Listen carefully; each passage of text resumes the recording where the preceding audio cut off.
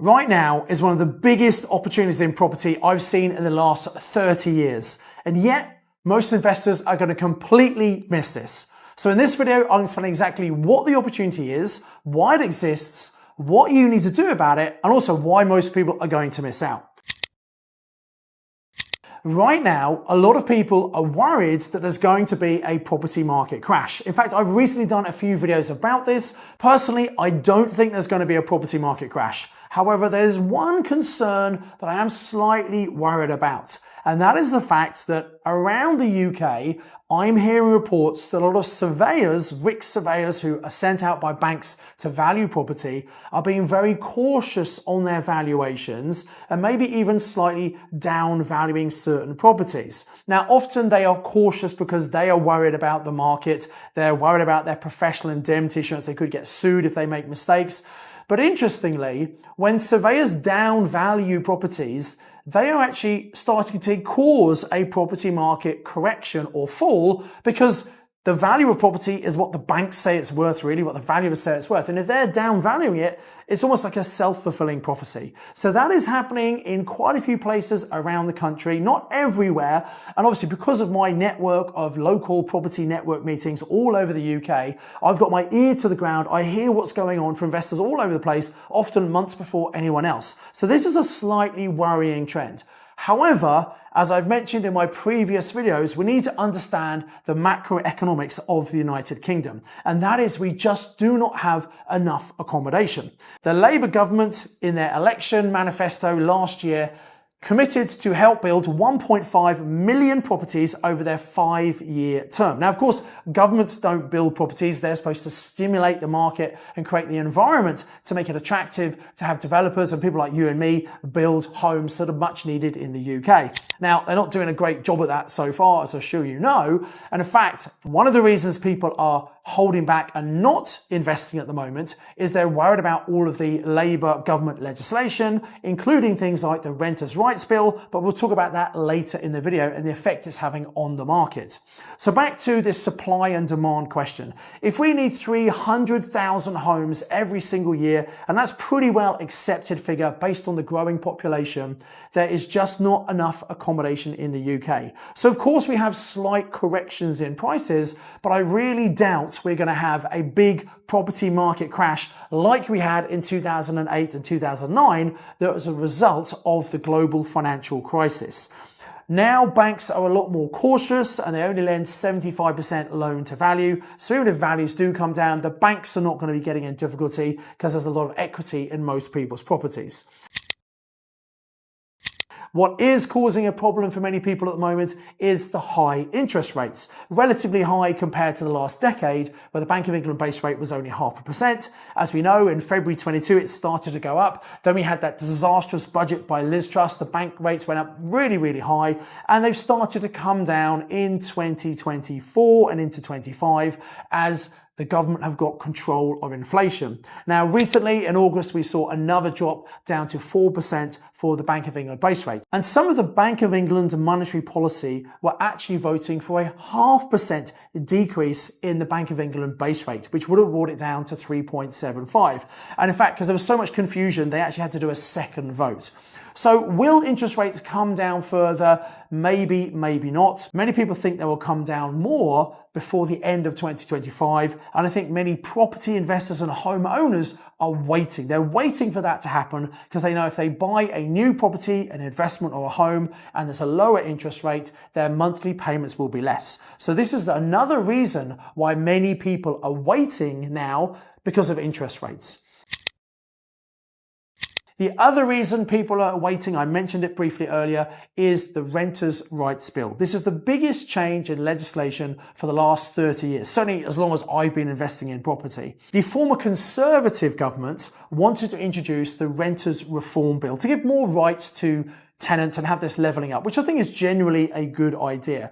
Now, they called the snap election, as you know, back in July 24, expecting to win, but they didn't. So the Labour Party got in, become the Labour government, and they have taken up the mantle, and they are now calling it the Renters' Rights Bill, and it's far more severe and drastic than the original Renters' Reform Bill proposed by the Conservative government.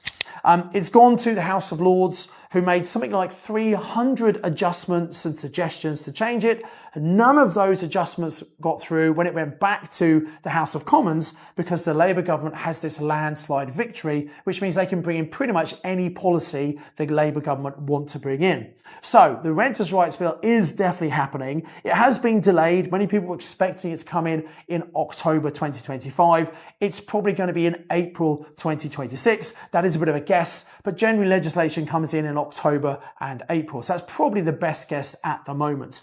Now, this is going to cause a lot of concern for existing landlords who are worried about things like the abolition of Section 21, which is how we get rid of tenants. We want to get them out if they've not been paying rents. It's called the no-fault eviction. That is definitely going. Now, we can still get rid of tenants. We use Section 8, and they're adding extra grounds why we can get rid of tenants.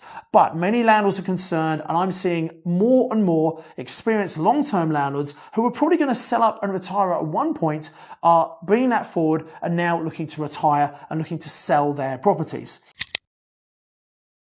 It's generally a buyer's market at the moment, which means there are more people looking to sell than there are looking to buy. For the reasons I've mentioned, many people are hanging back and waiting. And this is why right now, this is probably one of the biggest opportunities in property for you, because there are not that many other buyers out there looking to buy property. And you might be sitting there saying, well, if everyone else is waiting, maybe I should wait as well. Well, you know what? If you want to be really successful, you want to observe the masses and do the opposite.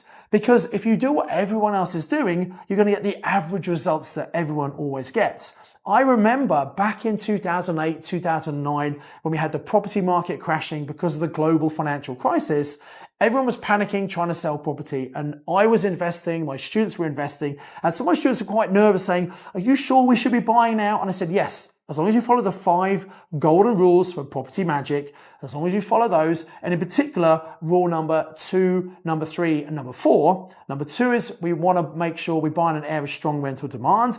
Number 3 is the property must make cash flow now. And number 4 is we're buying for long term. So if you're buying and you know you can rent it out, you know you're going to make cash flow, and you're planning to hold long term, it doesn't matter if you get short term dips in value, because the value will come back because of this macroeconomic factor that we just do not have enough accommodation in the UK. So long-term property prices will go up. We need to be able to ride the lows and get ready for the highs as they come.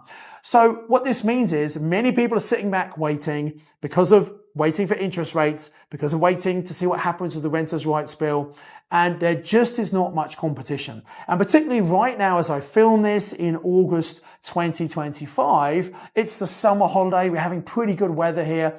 Many people are taking their foot off the gas investment-wise. They're spending time with family and friends, which is great. That's what we should do with our summers.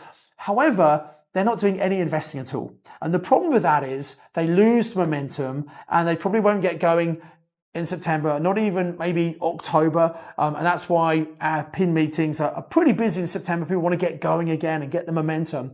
But most people won't do that, especially with all these challenges and concerns at the moment. So probably for the next 5 months, you will have a situation where there are lots of people who need to sell their properties and not that many people looking to buy property. So as long as you find good properties that stack up, that meet the 5 golden rules, you should absolutely be investing right now. What specifically should you do? You should go and speak to estate agents. Estate agents are a great source of deals. They're going to have some of their sellers who are getting pretty desperate, who really need to sell. But agents have a lot of time in the summer. There aren't that many people investing. And don't just give them a call. Don't be lazy. Actually go in and physically meet them. And don't do it once. You need to follow up. Keep on going in. Let them know you're serious and you're looking to buy properties right now. And I think you'll find a really good results working with agents. We use great software like Property Filter also to look for properties on the market where the sellers might be motivated. And one of the other approaches you can use is working direct with landlords by doing things like landlord letters to landlords who might be thinking about selling. Now, the problem with landlord letters is it's a bit of hit and miss. Most landlords are very happy with their properties. They know it's a long-term thing. They're going to ride out all the uncertainty right now. But there are some people who are looking to retire, thinking about retiring. They haven't put the house on the market yet because they know it's a buyer's market. But if you write to them, maybe you can have no competition at all. And we can get the information from the HMO register from the local council, and we can send them all letters, and it works really, really well. And not a lot of people do it. Most people who do it don't do it properly. If you do it properly, it's one of the best ways of finding deals. The other things you can do is go and speak to letting agents and ask them, do they have any landlords looking to retire? Because if a landlord is getting an agent to manage it and they decide to sell, the first person they tell is the letting agent, because they need to work out, what do we do about the tenants? Do we need to give them notice? Can we sell with tenants in? And yes, you absolutely can do that. So the letting agent is often the first person to know before anyone else if that landlord's looking to sell. And they're panicking because they're thinking, if this landlord sells, I'm going to lose all the rental income, my 10% commission, because the new buyer, they may not want to have a property manager, or they might have their own property manager. So we can say to those letting agents, if you sell the property to us, we'll keep you as a letting agent for at least a couple of years. So that's a great way of working with letting agents, getting them to bring deals to you of landlords who want to sell. And you might be sitting there thinking, I'm just going to sit back and wait. That's what I'm saying. Most people are doing that. And for the people who take action now, who recognize this opportunity, they do say that fortune favors the bold. Got to take a bit of courage. But if you follow the 5 golden rules of property investing, you will massively reduce the risk. And I just want to let you know, this is a huge opportunity. There'll be a number of people who watch this video, who understand it, who take action. And I promise you, in about a year or so, they're going to be looking back, thinking how pleased they are, they've taken action, they might have secured a couple of fantastic deals. The majority of people are not going to do anything for watching this video, unfortunately. They'll say, we'll just see what happens. And in a year's time or 2 years' time, they're going to look back and probably kick themselves for missing one of the best buying opportunities of this decade, if not of the last 30 years. So my question to you is, which group are you going to be in? Are you going to be in the cautious group who sit back, wait and see what happens, and maybe have that pain of regret? Or are you going to be one of the bold people who educates yourself, takes action, gets out there and secures some amazing deals before the end of 2025? Come and tell me in the comments below. I'd love to hear what your views on the market. And until the next video, I encourage you to invest with knowledge, invest with skill.